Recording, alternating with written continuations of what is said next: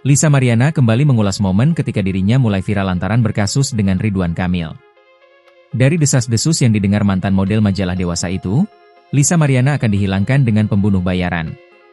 Meskipun demikian, Lisa Mariana enggan menyebutkan oknum yang diduga sempat ingin menghilangkan dirinya. Akan tetapi, disebut Lisa Mariana kejadian itu saat dirinya baru muncul di sosial media dan membongkar tudingan memiliki anak dari Ridwan Kamil.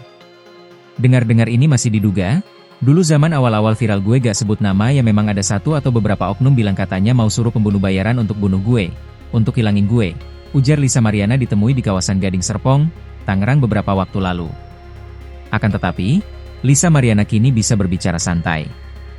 Bahkan, ibu dua anak itu justru menimpali dengan gurauan terkait rumor Lisa Mariana akan dihilangkan dengan pembunuh bayaran. Susah kan gue hilangin badan segitu, katanya. Sayangnya terkait ucapan tersebut, Lisa Mariana tak memiliki bukti otentik. Hanya saja dia sempat mendengar rumor tersebut. Gak ada kalau bukti. Cuma kan adalah pokoknya gak bisalah, katanya. Lisa itu pun hanya bisa melakukan tindakan preventif, di mana dia semakin protektif terhadap dirinya dan sang anak, Cha.